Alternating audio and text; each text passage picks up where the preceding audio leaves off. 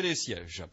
L'actualité en Pays de Savoie a également été marquée cette semaine par le 12e congrès de la Ligue savoisienne. Et sur ce plateau, nous recevons Patrice Abeille. Monsieur Abeille, bonjour. Bonjour. Président de Savoie Europe Liberté, précisément. C'est vrai que j'ai remarqué, Patrice Abeille, on parle moins officiellement de la Ligue savoisienne, on parle désormais beaucoup plus de Savoie Europe Liberté. Est-ce que cela veut dire que la Ligue savoisienne n'existe plus? Non, pas du tout. Chacun a son domaine d'activité. On va parler encore plus de Savoie Europe Liberté à partir du 24 novembre, puisque c'est là que nous ferons l'inauguration officielle de nos locaux à Ugine. Mais l'importance de Savoie Europe Liberté, c'est d'indiquer qu'en Savoie, contrairement à ce qui se passe dans d'autres régions françaises périphériques, il n'y a pas de rivalité, encore moins d'hostilité entre ceux qui sont régionalistes, qui souhaiteraient une région Savoie, ceux qui sont autonomistes, qui aimeraient une région autonome à l'image du Val d'Aoste, et ceux qui, comme la Ligue savoisienne, sont indépendantistes. Il y a vraiment une confiance entre ces différentes composantes, puisque ceux qui défendent la République, en revanche, ne sont toujours pas dans les rangs.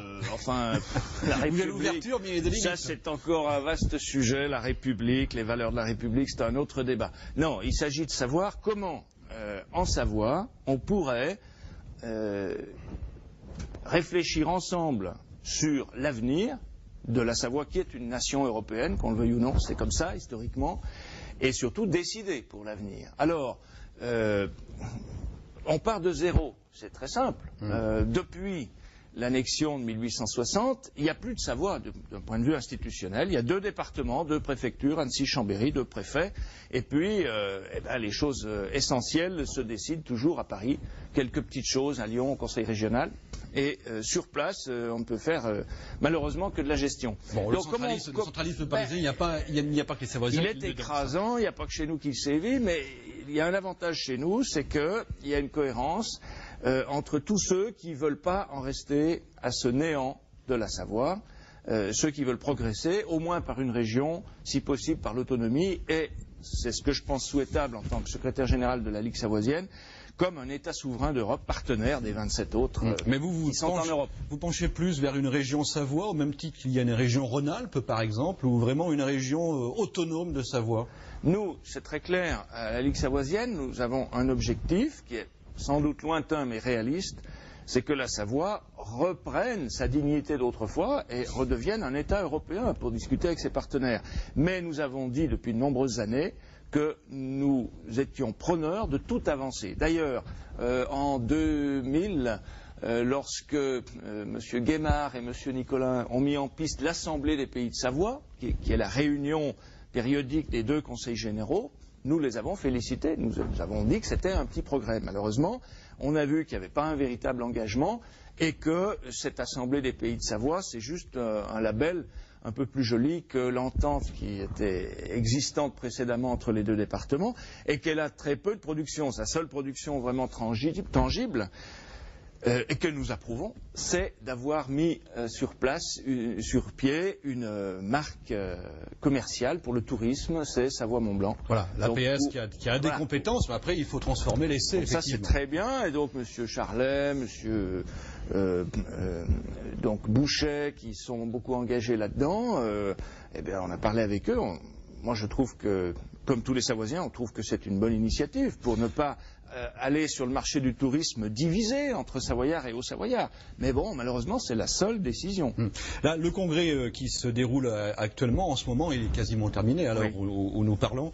C'est le congrès officiel du lancement de Savoie Europe Liberté, on peut le dire de cette manière-là? Non, c'est le congrès de la Ligue savoisienne, le congrès de la Ligue annuel. Donc, évidemment, on va parler de Savoie Europe Liberté, mais nous avons beaucoup de travail à faire nous-mêmes, Ligue savoisienne, pour nous recentrer sur nos tâches principales, pour attirer de nouveaux adhérents. Alors voilà, les adhérents. Voilà. Je vous pose à chaque fois la question, mais vous avez toujours une réponse un petit peu laconique, j'allais dire. Combien d'adhérents aujourd'hui? J'ai jamais de grandes nouveautés à annoncer, parce que vous savez qu'il y a 12 ans, la Ligue savoisienne, elle était partie très très fort vers des chiffres très élevés. Elle a frôlé les 5000 adhérents, mais après, il y a eu, ça s'est calmé, Et donc on a toujours ce vivier de 4500, 4600 personnes, mais ce qui compte, c'est les gens vraiment engagés, qui payent régulièrement la cotisation, qui s'engagent sur le terrain pour expliquer. Là, évidemment, il y en a beaucoup moins. Enfin, il y en a quand même suffisamment pour que nous ayons des locaux,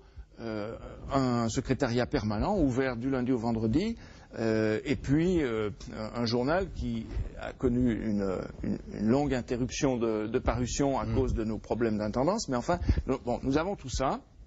C'est bien, mais c'est pas suffisant. Ouais. Et une de nos priorités dans les mois qui viennent, ça va être de s'adresser à nouveau au plus large public pour dire il faut faire quelque chose, il faut nous rejoindre.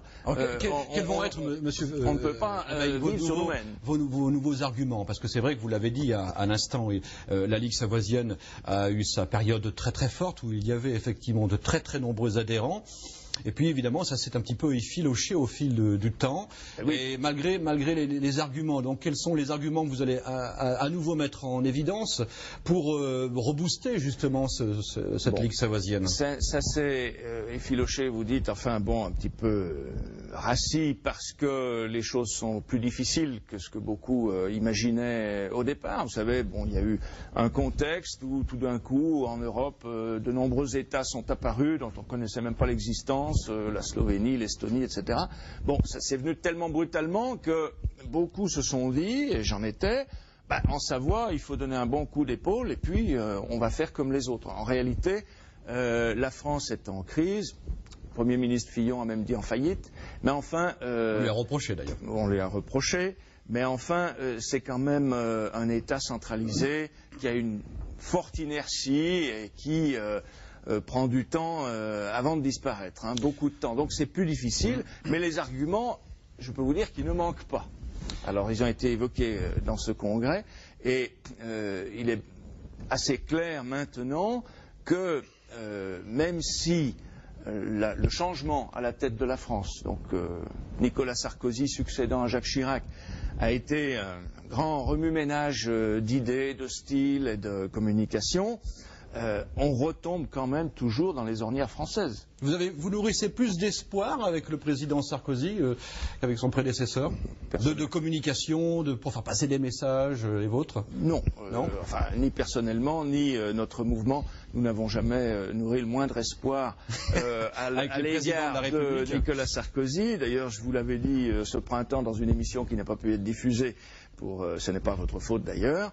Non, c'est évidemment un président qui est très parisien, qui a de fortes attaches avec la Corse. Alors c'est évident que, bon, c'est un autre sujet, mais il avait fait quand même aux Corses des propositions très intéressantes que malheureusement ils ont refusées. En revanche, c'est un président qui ne connaît rien de la Savoie, et s'il est venu se recueillir sur le plateau des Glières, c'est uniquement parce que c'est un des monuments de la résistance française, donc ça n'a pas de signification particulière. Même si la Savoie a fortement voté pour Nicolas Sarkozy, il n'y a pas de lien entre lui et notre territoire. Et puis, il y a une chose, je voudrais insister là-dessus, rebondir sur les sujets qui ont été abordés, l'agriculture, l'immobilier, il y a d'autres sujets comme on va parler du Grenelle de l'environnement, la justice, l'environnement, etc. On voit effectivement dans un premier temps un président qui a l'air très moderne, très informé des problèmes actuels et plein de bonne volonté. Mais après, lorsqu'on constate ce qui est fait réellement, on voit que immanquablement on retourne dans les ornières bureaucratiques, technocratiques, jacobines de la France. Pour le Grenelle de l'environnement,